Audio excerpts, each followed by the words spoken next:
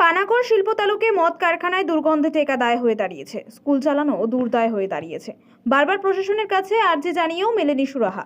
প্রতিবাদে দুর্গাপুরের পানাগড় মোড়গ্রাম রাজ্য সড়ক অবরোধ করে বিক্ষোভ স্থানীয়দের। অবরোধে সামিল খুদে পড়ুয়ারাও। পানাগড় শিল্প তালুকে একটি মদ তৈরির কারখানায় দুর্গন্ধে জেরবার এলাকার মানুষ। অসুস্থ হচ্ছে শিশুরা। প্রশাসনের কাছে বারবার আর্জি জানিয়েও কাজের কাজ কিছুই হয়নি। পরিস্থিতি এমনই ভয়ঙ্কর, এলাকার বেশ কয়েকটি স্কুল চালানো দুর্দায় হয়ে দাঁড়িয়েছে। শেষমেশ সেবার স্থানীয়দের সাথে সাথে স্কুলের খুদে পড়ুয়া মহিলারা পানাগড় মোড়গ্রাম রাজ্য সড়কে অবরোধ করে তুমুল বিক্ষোভ। অবিলম্বে কারখানা বন্ধ করার দাবি স্থানীয়দের। ঘটনাস্থলে কাকসা থানার পুলিশ।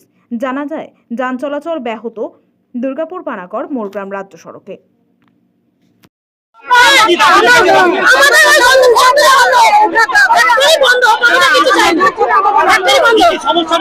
সমস্যা বাচ্চারা প্রত্যেকদিন বমি করছে, দুর্গন্ধ, ঘরে টেকা যাচ্ছে না, নিজেরা মাথা ঘুরে উল্টা পড়ে যাচ্ছে।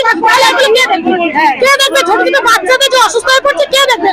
দেখবে কারখানা দেখবে? দেখবে না। সন্তান গেলে আমার যাবে, সন্তান গেলে কতটা ক্যাম্পে যাবে, ওদের কিচ্ছু হবে না, ওদের কিচ্ছু হবে না। আমার নাম দীপিকা মন্ডল। তারা অবরোধ করেছিল এবং তারা আন্দোলনের পথে যাওয়ার কথা বলছে। দুর্গন্ধ এত ছড়াচ্ছে সেই কারখানা থেকে। ওটা আমি নিজেও পর্ষদের নতুন এখন ওই দপ্তরে, আমাদের পরিবেশ দপ্তরের নতুন যিনি সচিব হয়েছেন, আমি তাকে অনুরোধ করেছি। প্রশাসন দেখছে ওটা।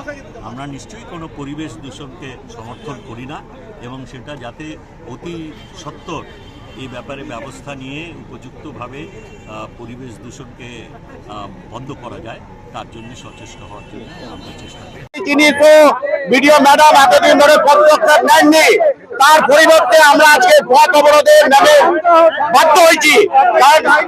মানে অতি বিরক্ত না হলে প্রক্রিয়া চালায় না, কারণ প্রত্যেকটা মানুষের দুর্গন্ধ এতটাই আমাদের খারাপ লাগছে, পরিবেশকে দূষিত করেছে যে পরিবেশের জন্য আজকে আমরা পথ অবরোধের জন্য প্রস্তুত হয়েছি। নাহলে আমাদের কোনো দরকার ছিল না সাধারণ মানুষকে পথে আটকে রেখে।